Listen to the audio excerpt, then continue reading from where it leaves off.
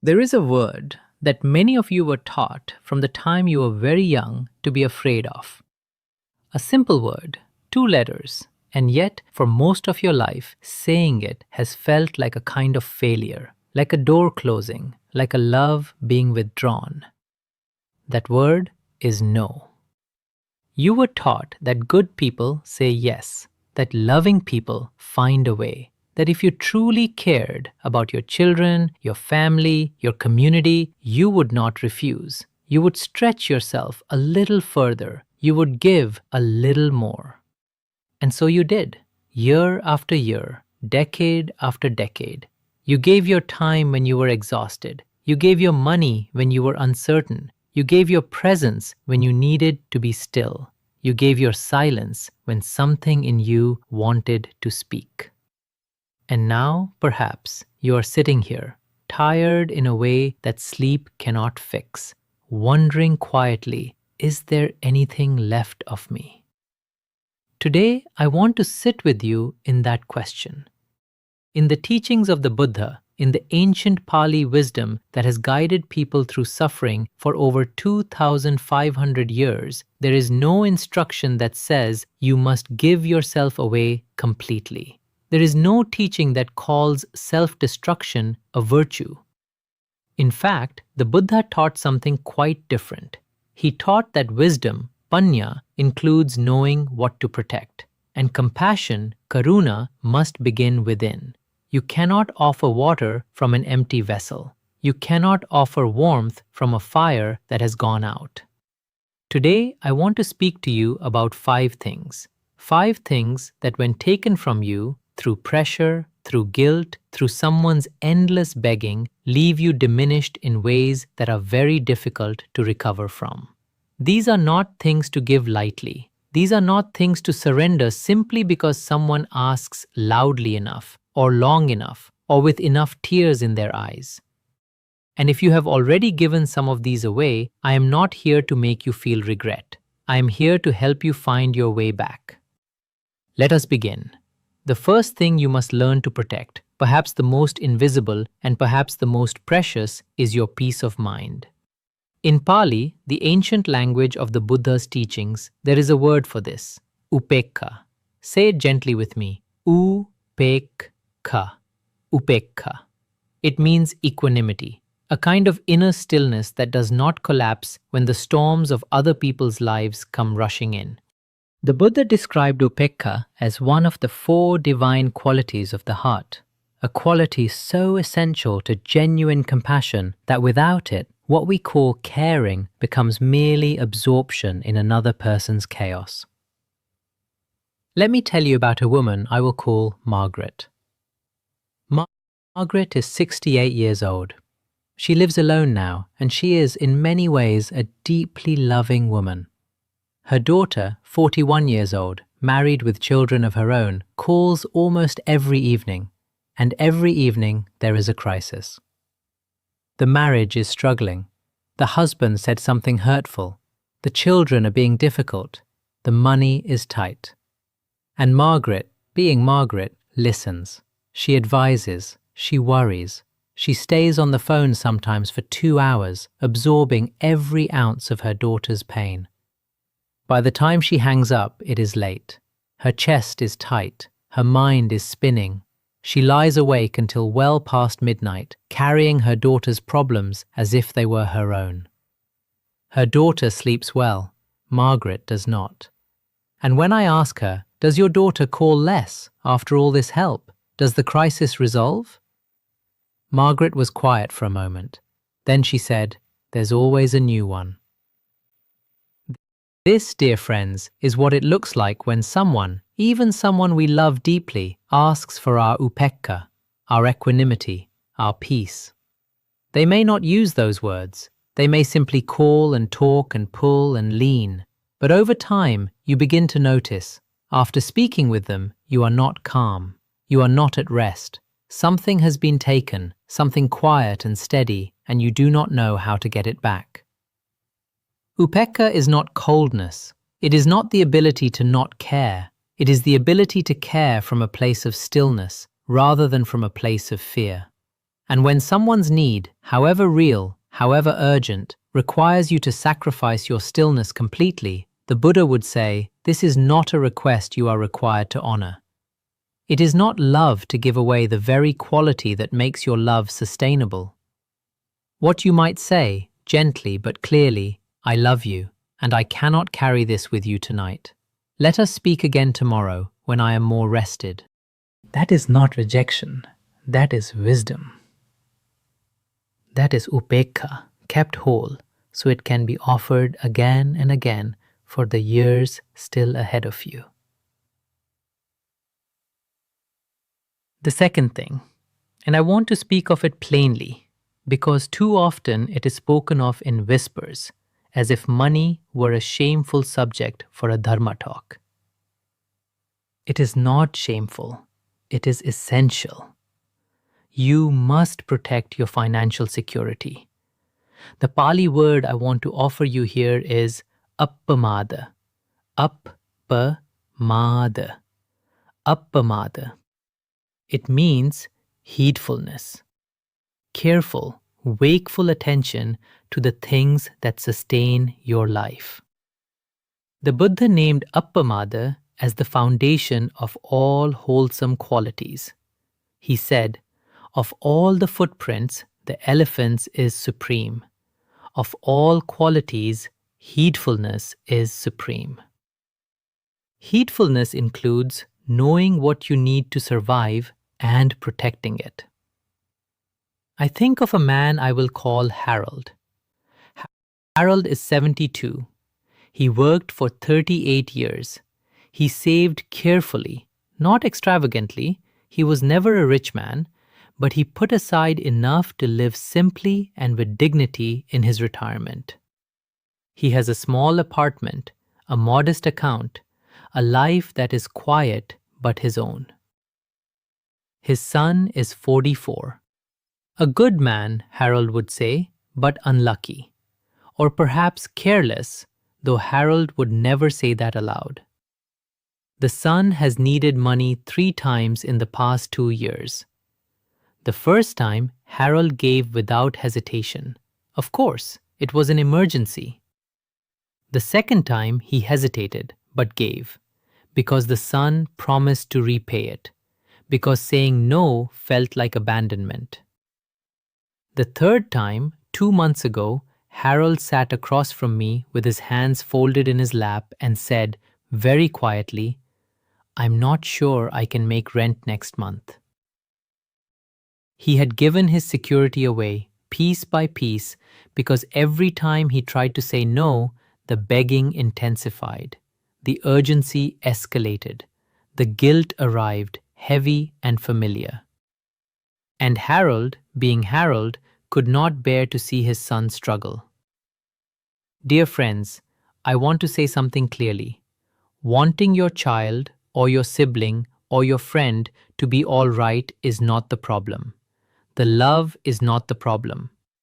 The problem is when the giving crosses the line into self-endangerment. The Buddha was quite practical about this. In the Digajanu Sutta, he taught that a wise lay person protects their accumulated wealth, that protecting the means of your livelihood is not greed but appamada, heedfulness, responsibility toward the life you have built and the future you still need to live. If someone asks you for money, repeatedly, urgently, with promises that go unfulfilled, you are allowed to say, I cannot give you money, but I will sit with you and help you think through what other paths exist. That is not abandonment. That is the love of someone who intends to still be standing next year so they can continue to care. Protect what sustains you. That is appamada. That is wisdom. And it is not a violation of love. It is love, clear-eyed and sustainable. Now I want to speak to you about something that I believe is the most urgent of all 5, and the one most quietly surrendered by people of your age and your generation. Your health, your rest, your body. The Pali word is kaya, simply the body. This body you have carried your entire life. This body that has worked and ached and healed and carried children and climbed stairs and kept going long past the point of comfort. At this stage of life, and I say this not to alarm you but to ask you to truly hear it, your body is not a machine. It is not something that can simply be pushed harder when someone needs more from you. It is a living vessel, finite and precious, and every act of self-neglect now carries consequences that are far harder to reverse than they were at 30 or 40 or even 50. I think of a woman I will call Dorothy. Dorothy is 74. She is small and bright-eyed and, her words, the kind of person who can't sit still. She has 3 grandchildren who live 40 minutes away, and her daughter, their mother, asks her to take them every weekend, Friday evening through Sunday afternoon. Dorothy loves these children with everything she has. This is not in question. But Dorothy also has a heart condition that her cardiologist monitors carefully. She has a standing appointment the first Saturday of every month. She has a prescription that must be refilled. She has a body that truly needs, rest and quiet, and at least 2 nights each week of uninterrupted sleep. In the past 6 months, Dorothy has missed her cardiology appointment twice. Both times, her daughter called on a Thursday and said, "Mom, I really need you this weekend. There's no one else. You're the only one who can do this." And Dorothy, not wanting to be the one who let her grandchildren down, said yes. She told me she felt guilty even considering saying no. She said, "What kind of grandmother puts her doctor's appointment ahead of her grandchildren?" And I want to answer that question directly. A wise grandmother does. A grandmother who intends to be there, not just this weekend, but next year and the year after, does. Because here is what Dorothy's daughter does not fully understand yet. If Dorothy's heart is not managed carefully, there may come a day when Dorothy is not available on any weekend. Not because she chose to say no, but because her body was pushed past what it could sustain. The Buddha did not teach us to sacrifice the vessel in order to serve others. The kaya, this body, is the only instrument through which every act of love, every moment of presence, every prayer, every kindness is made possible. Without it, nothing else exists. You are not a burden when you say, "I need to keep my appointment." You are not selfish when you say, "I need to sleep tonight." You are not cold when you say, "I cannot come this weekend, but I am here next week." You are someone who understands at last that your body is not a sacrifice to be offered on demand. It is a living temple and it requires tending. If someone's need, however real, however loving, consistently requires you to skip your medications, cancel your medical care, or deprive yourself of the rest your body is asking for, that is a request you must decline. Not because you do not love them, because you do. I need to take care of this body so I can still be here for you next year and the year after that. That is not a refusal. That is a promise. There is a fourth thing that people will sometimes ask you to surrender. And it is so subtle, so carefully wrapped in the language of keeping the peace, that you may not recognize it until long after it has been taken. Your dignity, your self-respect. In Pali, there is a beautiful phrase, atta garava. Atta garava. It means self-reverence, honoring oneself with the same respect one would offer to a revered teacher. The Buddha included this, self-respect, as one of the foundational qualities of a person living with integrity. Not arrogance, not pride that diminishes others, but a quiet, firm sense of one's own worth, an unwillingness to be treated as though one does not matter. Let me tell you about a woman I will call Eleanor. Eleanor is 70. She has 2 adult sons, and her youngest son married a woman, I will call her Linda, who has, for many years, had a sharp tongue. At family dinners, Linda makes comments about Eleanor's cooking, about the way Eleanor dressed the grandchildren, about decisions Eleanor made decades ago. Small comments, always wrapped in a kind of breezy lightness, as if it were all just humor, as if Eleanor was simply too sensitive when she flinched. At a birthday dinner last spring, Linda made a comment in front of everyone, something about how Eleanor had always needed to be the center of attention, and the table went quiet. Eleanor felt her face flush. She said nothing. Afterward, her own son, pulled her aside and asked her to apologize to Linda for making the evening feel tense, for not laughing it off, for allowing the discomfort to sit in the room. Eleanor came to sit with me some weeks later. She was not angry. She was something quieter than anger. She was erased. I keep wondering, she said, if I should just apologize, just to make it easier, just to keep things from getting worse. I sat with her in that question for a moment. Then I said, Eleanor, there is a difference between the Buddhist virtue of patience, khanti, the willingness to endure difficulty without retaliation, and the act of apologizing for something you did not do, in order to protect someone else from the natural consequences of their unkindness. Khanti does not require you to disappear. Khanti does not ask you to confirm with your own words that you deserved to be treated poorly.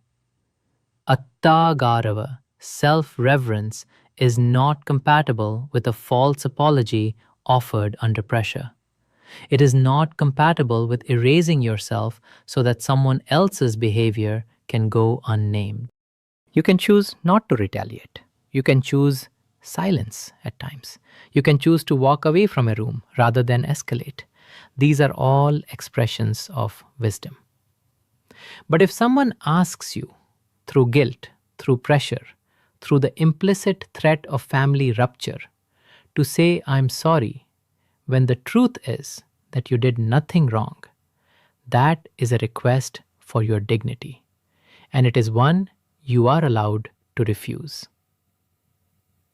What you might say, I will not apologize for something I did not do.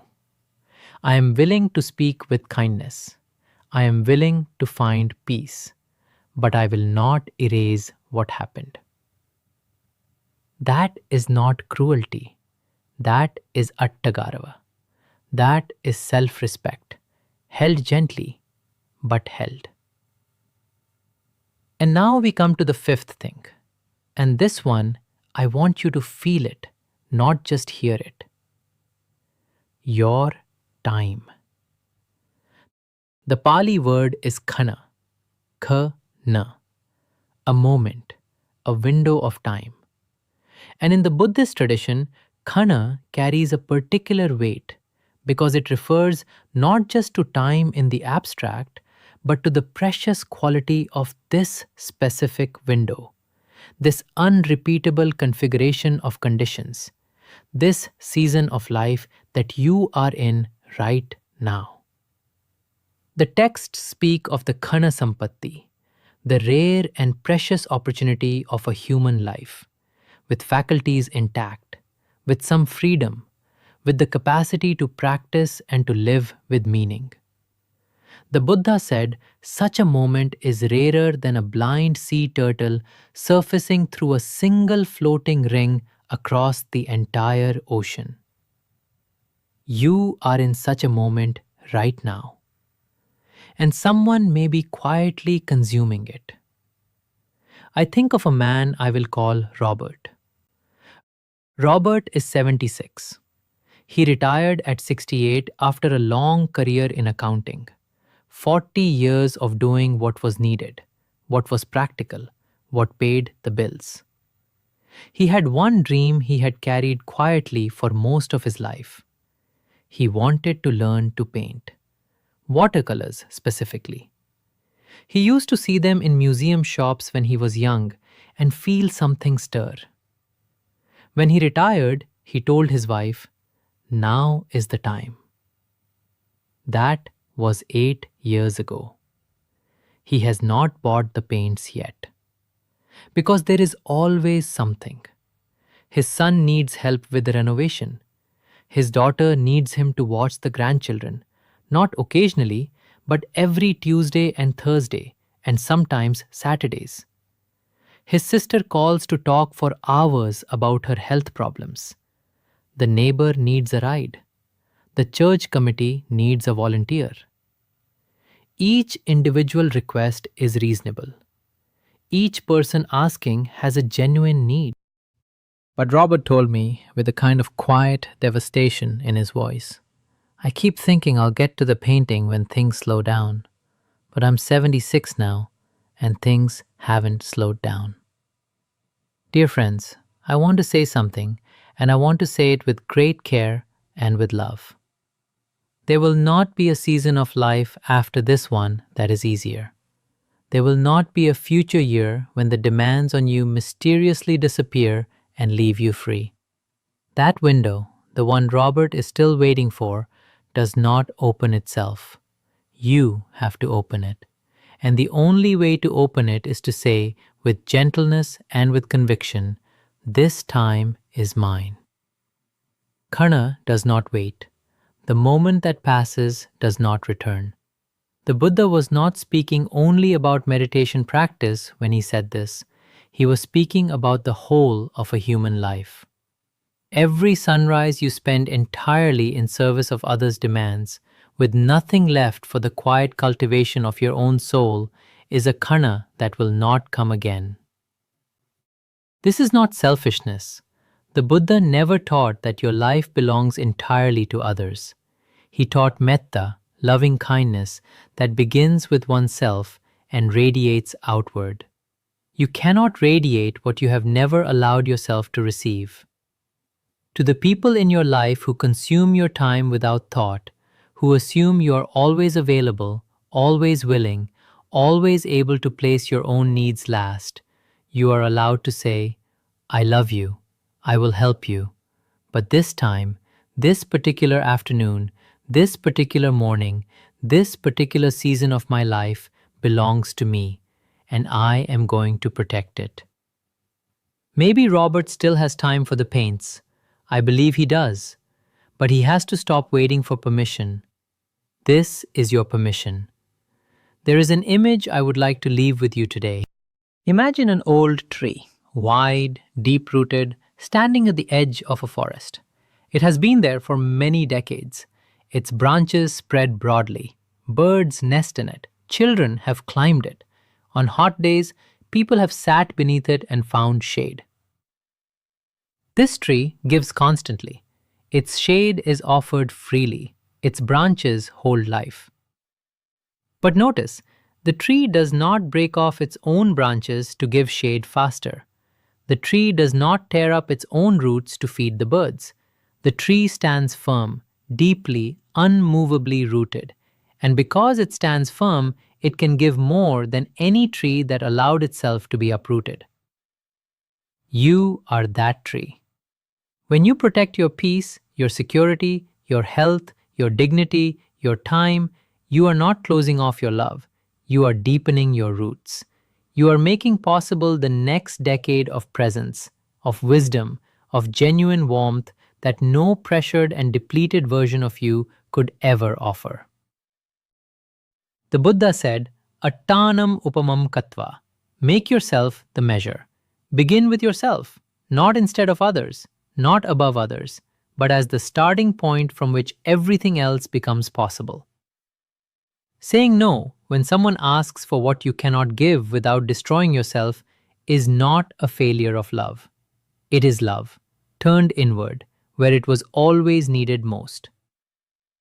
To everyone who came to this teaching today, carrying the weight of too many yeses, I see you. The tradition sees you, and you have permission, not from me, but from the oldest wisdom we have, to protect what is precious. Your peace, your security, your body, your dignity, your time. These are not luxuries. They are the ground on which your remaining years will be built. Stand firm on that ground. And from that ground, root deep and unshaken, offer all the shade you can. Sadhu, sadhu, sadhu.